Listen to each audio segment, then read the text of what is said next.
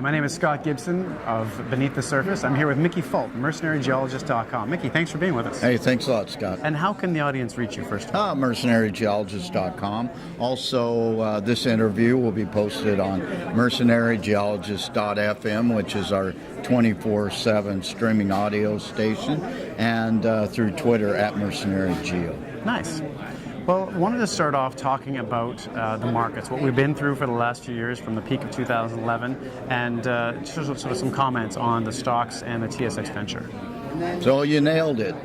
2011, first day of PDAC was the start of the bear market. Day before PDAC opened, index was at 2440, and realize we use the Toronto Venture Index as a proxy for our business. Hit 860 at the end of June last year. Made a little rally, but it tested that bottom during tax loss selling in mid-December at about 880, and it's been pretty much uphill to flat since then. The first day of PDAC, if memory serves, it hit 1046 this year. It's come off somewhat from that, but we're still in this range-bound level of, say, the upper 990s to maybe 1,015. We find that encouraging. Looks like we've tested the bottom once. Now, I'm not going to say we wouldn't test the bottom again this summer, but we see this range-bound nature of the index right now. I find that very encouraging. And that's mirroring the gold price to some degree. Well, I recently did a piece called "It's Getting Better" where I discussed all this, but we were able to see quite drastically that, contrary to what most people would tend to think, the venture index has completely dissociated itself away from gold. There really is no correlation between those two entities anymore. Maybe in the day-to-day perturbations of the index, but yeah, we don't see that correlation anymore, and what we really have seen is a discrepant relationship between those two, the gold price and the index. And what's your take on the gold price now? Do you think that it's also trading in a range and bound to break out to the upside? And maybe that's the point you were trying to make, that they were both trading in a range. I don't see gold breaking out to the upside anytime soon, and certainly it has been range-bound for the last couple of months. And I would expect it to be range-bound through the end of the year. Some of the people at this Metals and Minerals Conference may disagree with me, but sometimes that's the safe bet, is say things will be range-bound. So I'm being safe there. Nice. But going forward into, say, next year, 2015, do you see an upswing in the price of gold? I generally don't look that far out. I have said recently that I expect the gold price to end the year higher than it was at the beginning of the year, but that's happened 12 of the last 13 years. Nice. And what are you looking at? Where are the opportunities now? And that's what we have found is that the recent phenomena of a higher index is driven by success stories. So the good companies are now being rewarded. We've seen that where last year you would see these one-hit wonder sort of things. You get a good drill hole, price goes up, and then drill holes come in, not quite so good, become selling opportunities. The discoveries and successes happened this year appear to have some legs, so we find that encouraging. As opposed to last year, there's money in this business, as you're aware. You can get finance. Good projects are getting finance. And people, the majority of companies are still going to get flushed down the toilet. Still lots of bad companies, but success stories are being rewarded. The other thing we find encouraging is we didn't have the PDAC curse this year. The index actually has maintained its value post-PDAC. Now, on the negative side, we've come into a time selling may go away. We've seen some recent weakness over the last 3 or 4 days in the market. That may be that phenomenon. We're not seeing very big volumes yet. Volume is still low, about maybe 70, 75 million shares a day.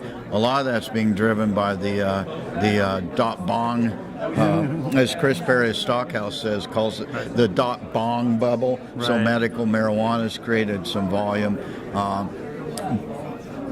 We are facing the summer doldrums. If you look at a chart, now we did a 20-year chart combining the Vancouver Stock Exchange Index with the Toronto Venture Index over a period of 20 years. It's very similar this period of time with what went on from 1998 till early 2000, a 27-month period, and a 4-month final capitulation. Then the index floated around in a range-bound kind of no direction for a period of 21 months. Then we had the dot-com bubble and that spike, but after that spike happened, the index established a much higher base. So what we see now beginning in 2013 was the 4-month capitulation. We've seen something on the order of about 10 months now where it's been flat, and we would expect that to occur another 6 or 7 months by analogy, and then maybe in October, November we have a leg up. That's kind of the hope right now. Nice. And what companies do you like right now in the space? What are you following? And can you talk a little bit about them? I like Avrupa Minerals, prospect generator in Portugal. They had a massive sulfide discovery back in February, late February. They followed that up with a couple of drill holes announced yesterday. They've hit on a couple more, so we're encouraged by that. I like Brazil Resources. That's my latest coverage. Covered them in the past. We did not cover them for a period of a year while they kind of did some acquisitions and built the company up a little bit, did a private placement. That stock's up from year end at 55 cents, now trading in the mid 90-cent range. Hit a high of $1.44, but it's come off from that, and now it's got 3.9 million ounces of gold indicated and inferred resources versus a total of 1.5 million before. Very interesting. And those two companies, do you own them? I own them and they're sponsors. So everything I'm going to talk about here, I own and they're my sponsors. Just in terms of full disclosure. So there's my disclaimer. I don't have to do that again. No. Right? And I do own Avrupa. I don't own Brazil. Okay. No. Okay.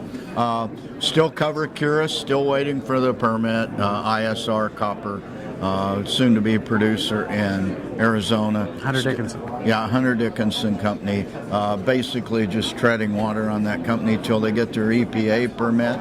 Do you have a sense of when that might be? Sometime this year? I've said sometime soon for too long now, so I'm just going to say we expect it in due course. And it's Obama's EPA, so those people seem to be able to drag things out much longer than previous administrations could. And then in uranium space, we cover two companies, two U.S. producers, Energy Fuels and Uranium Energy Corp. And they've come off significantly from when we talked at PDAC, basically driven by a lower and lower spot price of uranium. But those are longer-term plays. Those are producers. Those are plays that we see prospering in the mid to long term. So we're not going to get too anxious.